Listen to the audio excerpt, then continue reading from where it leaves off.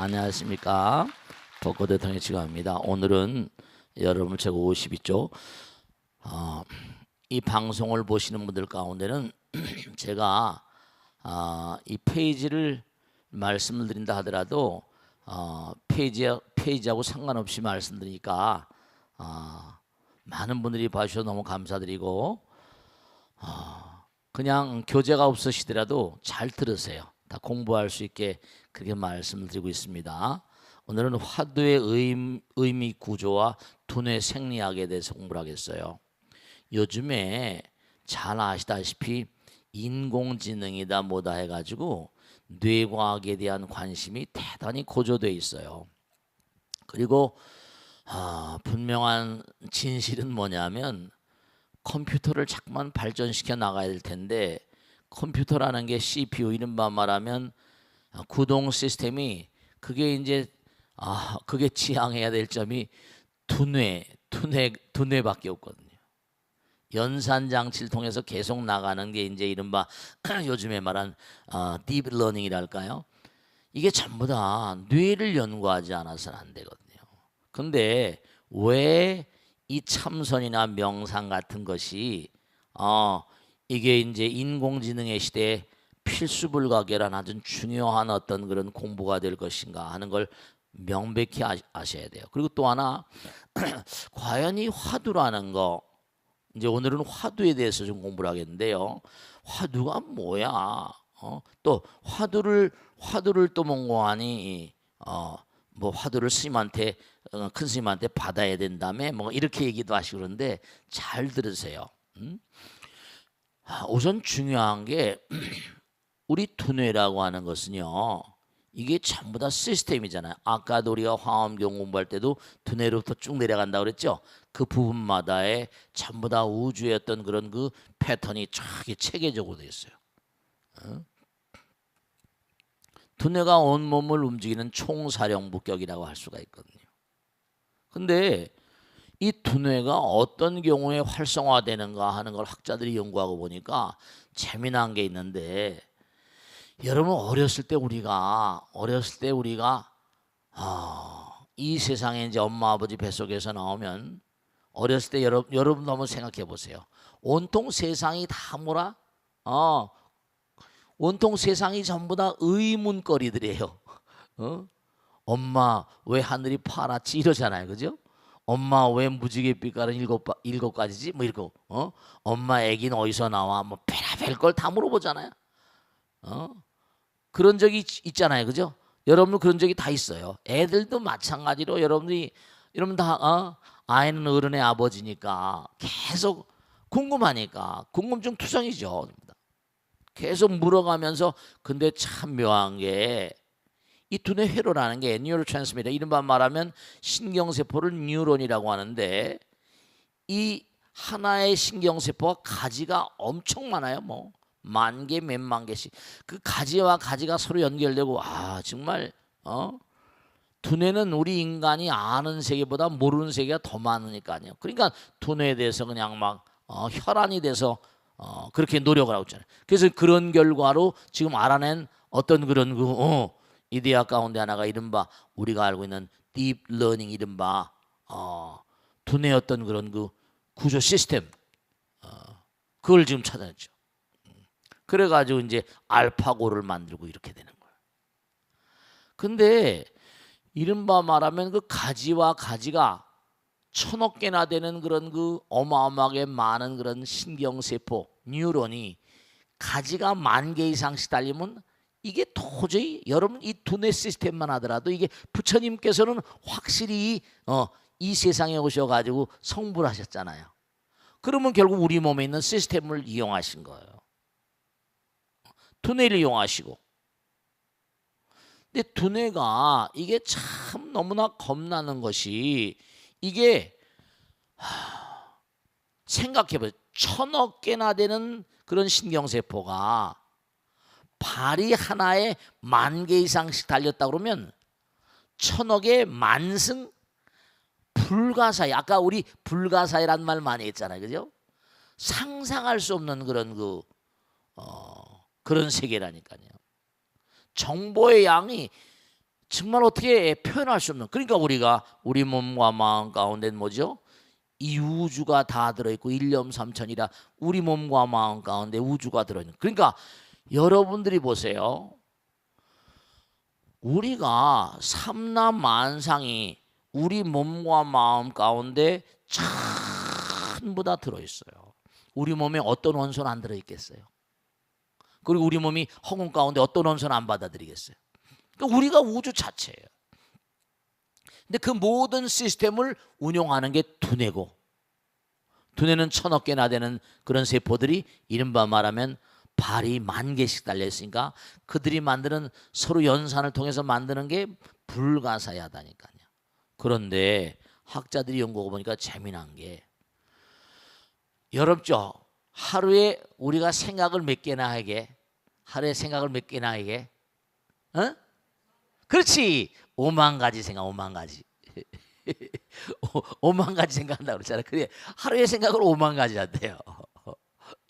우리가 하는 얘기 5만 가지 생각을 다 한다 그러잖아요. 5만 가지 뿐이겠어요.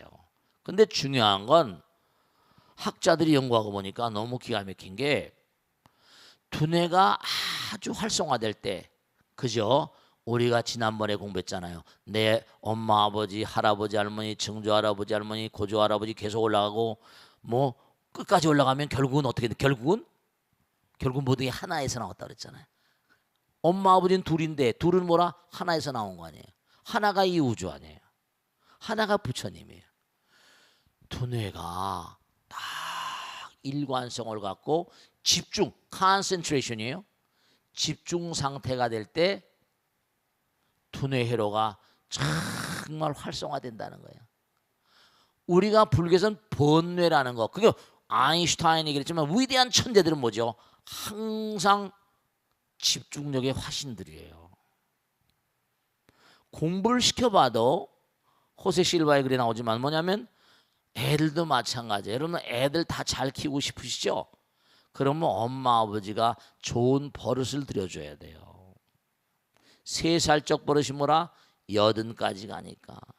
이제 그 점에 있어서는 하여간에 자꾸만 제가 유대인들 얘기를 하는 거죠. 우리 엄마 아버지도 유대인 엄마 아버지를 좀 본받아라. 그런 점에 있어서는 어쨌든 전 세계적으로 보면 이건 정평이 난 얘기인데요. 아이비 리그라고 그래가지고 미국에 있는 유수한 대학교에 전부 다 수마쿰 라데 이른바 말하면 우등생들, 최우등생들은 거의가 다 뭐라? 유대인 출신이라는 게 정평이 다 나 있습니다. 그 왜 그럴까? 아까도 말씀했잖아요. 엄마 아버지가 직장을 다니거나 갔다 오면 다른 일 아무것도 안 하고 그저 뭐죠? 아이들하고 공부하는 거, 탈무드 토라 공부하는 게 일이니까요. 우리 한국의 아버지 엄마들처럼 술 마시고 뭐하고 그러지 않아요. 실제로 버릇이 되는데 딱 이른바 말하면 집중, concentration. 그 다음에 또 하나 중요한 게 강한 의문, strong question이에요. 강한 의문이 있을 때 이게 뭘까? 아 이게 뭐지?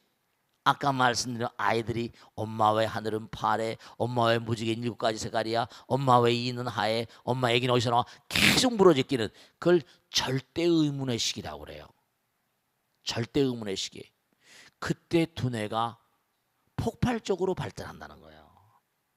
그래서 두뇌공학자들은 무슨 얘기를 하는 거 아니? 아이들이 유치원 들어가기 전에 일생을 살 두뇌 회로가 다 놓인다는 겁니다. 그러니까 어린아이 때가 너무 중요한 거예요. 지난번에도 한번 말씀했죠. 알코올 중독자, 마약 중독자, 이런 약물에 중독되는 사람 혹은 뭐 게임 중독자님 이런 중독 현상을 일으킨 아이들을 전부 다 그렇게 체크를 해보니까 특히 마약 중독자, 알코올 중독자를 본격적으로 체크하다 보니까 놀라운 사실이 어렸을 때 엄마 아버지가 문제 있던, 그러니까 유명한 문제 밑에 문제아가 나는 거예요. 어렸을 때 엄마 아버지한테 사랑도 배우는 거라고 그러잖아요. 사랑은 하나로 만드는 위대한 힘이잖아요. 여러분 저 아이들을 정말 사랑하고 남편도 사랑하시고 사랑하세요. 내 마음에 맞지 않는다고 뭐라고 막 그러지 마시고 진짜입니다. 그러니까 그 사랑으로 포용하면 아이들이 이른바 전두연합이야. 이른바 말하면 이쪽 부분이 정말 폭발적으로 어렸을 때 발전한다는 거. 그러니까 그게 뭐라? 쉽사리 남들과 뭔가하니 많이. 그 우리가 많이 웃으라고 그러잖아요. 중요한 게 즐거우면 웃지만 웃어도 즐겁다 그러잖아요. 실제로 그래요. 우리 두뇌는요 거울 세포라는 게 있어서 내가 자꾸만 그렇게 뭔가 된다고 생각하면 그렇게 돼가고 그런 게 몸과 마음이 찍히거든요. 근데 어렸을 때 엄마 아버지로부터 사랑을 충분히 받지 못한 친구들은 두뇌인지 이른바 말하면 전두연합이야. 이른바 말하면 전두엽에 있는 측두엽에 있는 부분들이 발달하지 못해요. 이른바 쾌감회로라고 이 말이죠. 근데 이제 커가다 보면 어느 순간에 이제 알코올 대하고 이러다 보면 그게 열려버리면 확 거기에 뭐라 매몰돼 버리고 만다니까. 그러니까 이른바 말하면 일단 굳어져 있는 그런 그 머리에다가 자 내가 스님이에요. 이제 스님대로 들어왔어요. 근데 이미 두뇌는 다 굳어져 있는 거야. 그럼 어떻게 했어요? 이 친구, 이 머리 갖고 스님이 된 이 사람들에게 뭔가 새로운 세계를 열어줘야 되는 게 이제 이른바 말하면 도인들, 큰 스님들의 역할이잖아요. 그러니까 거기다가 하나 떨거덕 강한 의문의 어떤 그런 당체를 던졌는 거예요. 왜? 부처님께서 모든 만유에는 뭔가 하니 모든 만유에는 뭐라 불성이 있다고 하셨는데 조수님한테 개에게 불성이 있습니까? 그러니까 뭐라 그랬어요? 이랬다는 거 아니에요. 그 왜 부처님과 전혀 상치되는 얘기를 했냐? 이 조주무자 유명한 무자 화두거든요. 또 하나 이목고 도무지 말이지 이놈 이 말하고 생각하고 이놈이 이게 누구? Who am I? What am I? 우리 본지 이 먹고 이게 이 생각하고 말하고 행동하는 이놈이 누군가? 그러니까 어떤 의문 덩어리를 하나 의문은 우리 두뇌를 강력하게 뭔가하니 활성화시키는 거니까. 그래서 모든 뭔가하니 선식들이 뭐라고 하는 거 아니? 참선의 세 가지 요건을 뭐라 그랬어요? 신심, 대신심 그랬어요. 대신심, 신심. 그 다음에 뭐라? 분심, 내가 꼭 뭔가 이걸 성취하겠다. 강한 어떤 의지. 그 다음에 의심이랬어요. 화두란 말이에요. 화두. 알 수 없는 의심이란 말을 많이 하거든요.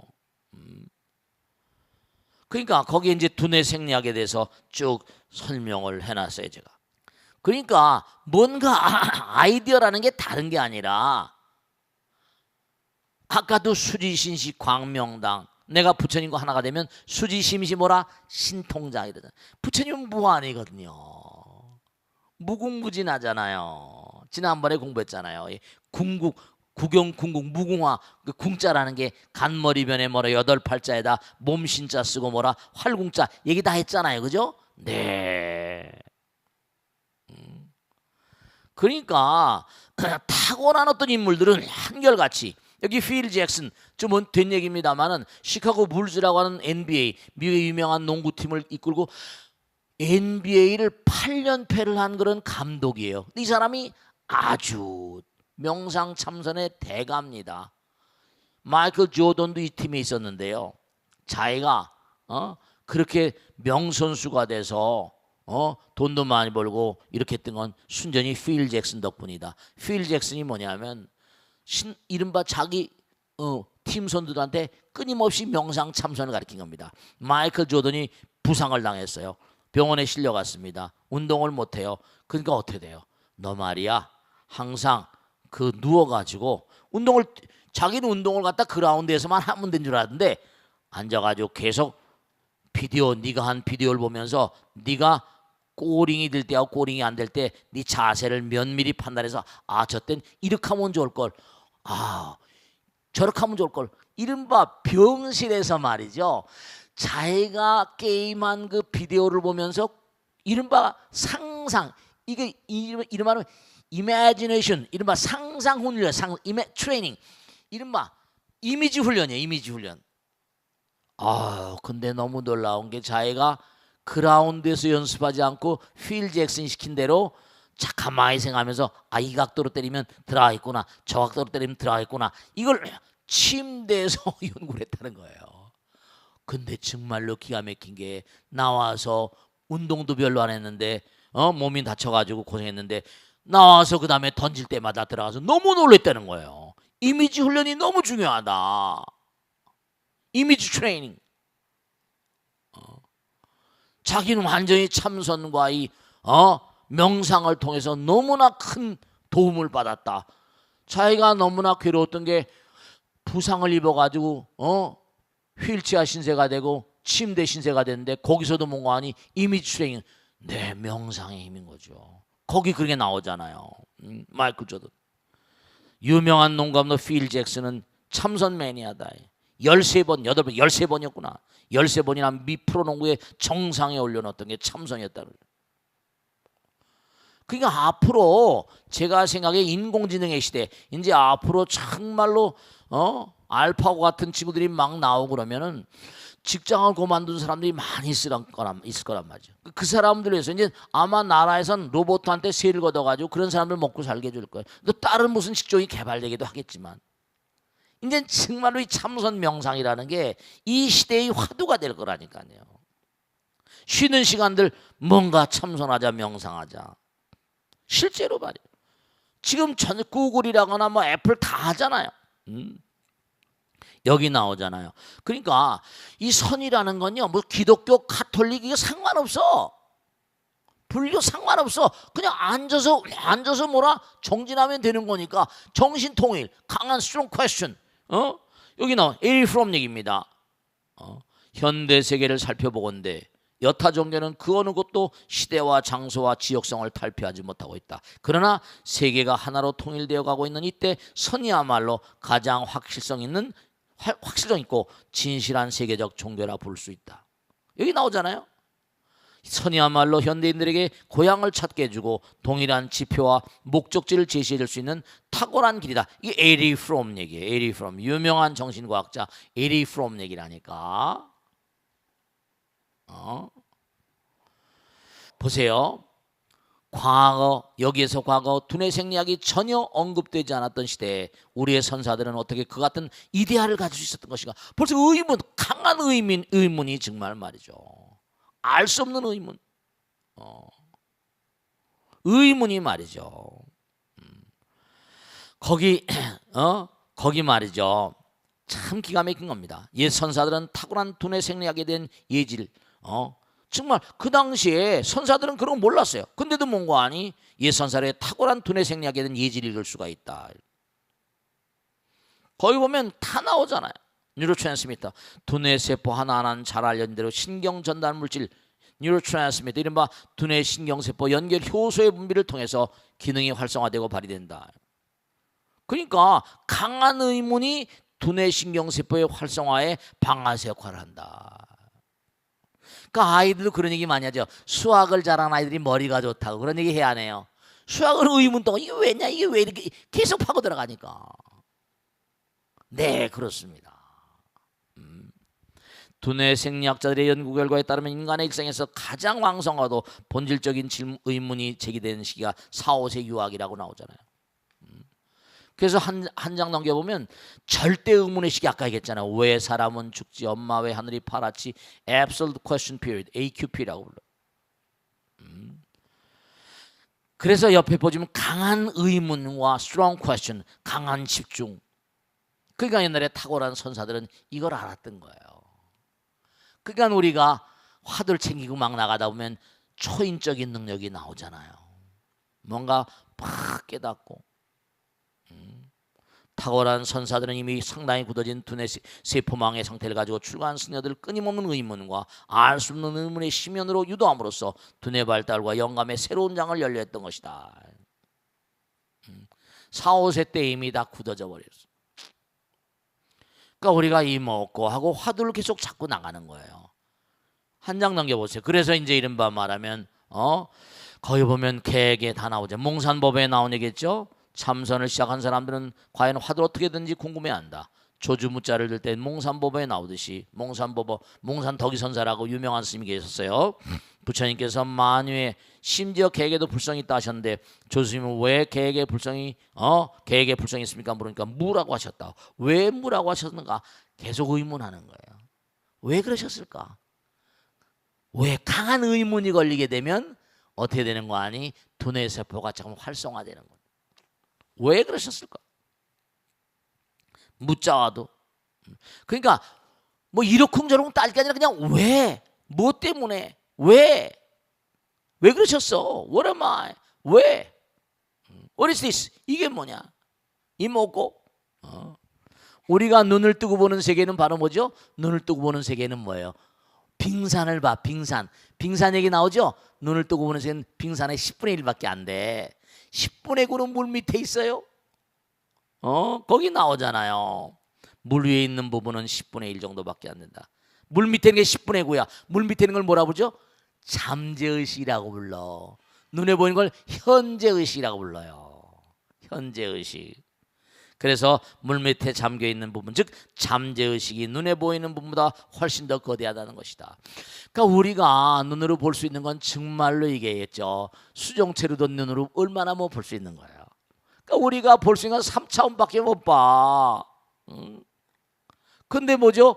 물 밑에 있는 게 빙산이 10분의 9인데다가 그게 녹아버리면 바다가 되잖아.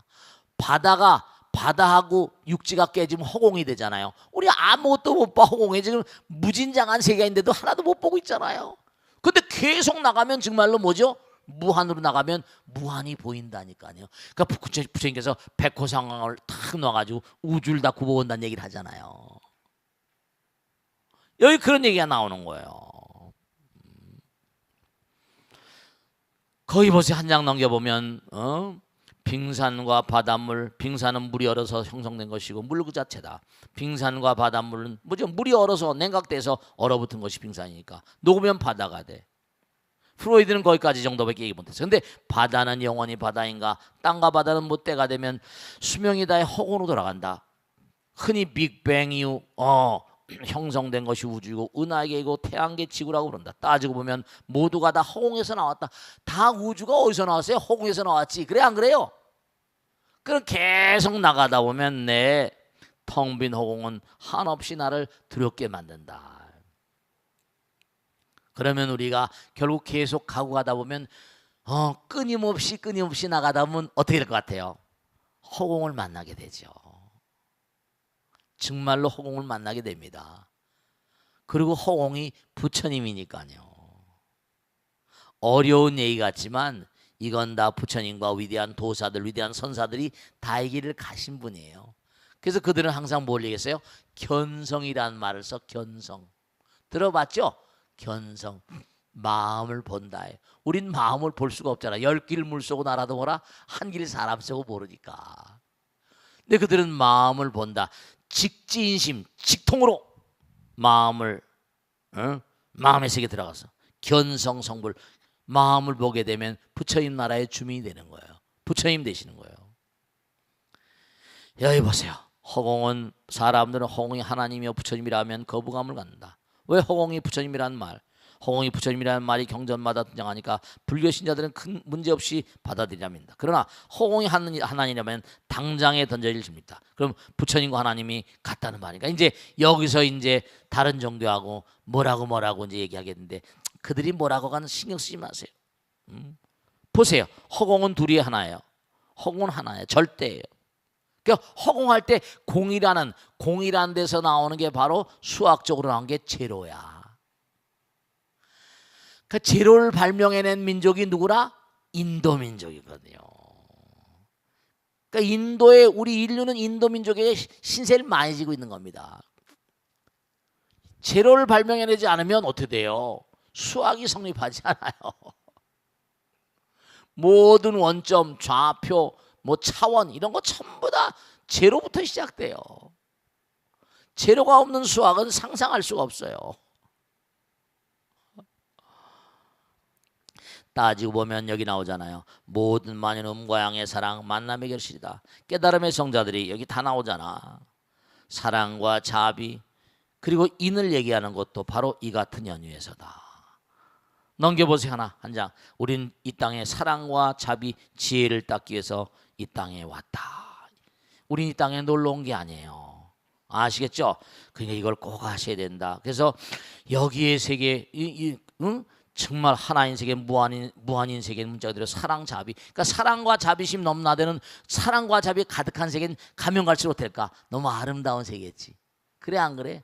모두 다 사랑하는. 그러니까 여기는 그냥 한 남자가 한 여자 만나고 저 아라비아 이런 데는 놔두고 한 여자 한 남자 만나게 됐지만 하늘나라는 이른바 말하면 모두 다 사랑하는 거야. 근데 욕계는 남녀가 있지만 새끼 가면 남녀가 없어. 한 몸이니까. 정말 타화 자재천 다른 사람들과 하나가 되는 게 자유자재롭대. 화락천 다른 사람이 즐거우면 나도 즐거우니까 다른 사람이 즐거우면 나도 즐거우니까 다른 사람 즐거운 사람도 그거 생각만 해도 나도 즐거우니까 남자 여자가 필요 없다니까. 화락천에서 이제 가는 거예요. 그래서 거기 쭉 나온 얘기들이 하나는 무한이요 사랑이요 자비요 절대다. 둘로 갈라지면 유한이다. 인간은 사랑을 그리워하며 살지만 무자비해질 수가 있다. 무자비라는 무자비한 사람이라잖아요. 그래서 거기 쭉 나오는 거예요. 돌로 갈라진 세계는 상대 세계요 상대 세계는 나와 남이 있어 공간과 시간으로 나누면서 시간과 시공간 물질의 세계로 불리게 된다. 피 안으로부터 차 안으로. 그러니까 기독교에서는 에덴 동산이라고 말하는데 여기 그냥 이렇게 써준 겁니다. 이제 이런 것도 지금 이 벚꽃 대통을 기독교인들 가톨릭민 사람이 여러 많이 본다는 거예요. 그러니까 이 책을 쓸 때도 그래서 다 모든 사람 아까도 했잖아요. 에리 프롬 말 맞다나 종교는 자꾸만 차별이 있어. 근데 수행하는데 무슨 차별이 있어? 그래 안 그래요? 앉아서 정진하는데 하나의 세계인데. 그래서 우리가 이제 성적별 들고 거기 나오잖아요. 우주의 수많은 각양각색의 차원의 별들은 하나같이 영혼들이 아까 공부했죠. 화엄경 나온 얘기입니다. 영혼들이 고향 찾아가는 길을 공부시키는 해탈의 학교임을 모른다. 지구 역시 중생들이 뭔가를 공부하기 위해 잠시 들른 곳이다. 얼마나 열심히 공부하는가에 따라 성적별 들고 우린 또한 또 합당한 별을 찾아 떠나야 된다. 그래서 우리가 이 별에서 공부하고 또 다른 별로 성적표 들고 계속 다니는 거예요. 아시겠죠? 그러니까 성적별 잘 맞도록 계속 공부해야 되겠다 안 해야 되겠다 끊임없이 해야 돼. 가을고 닦고 실천하고. 알겠죠?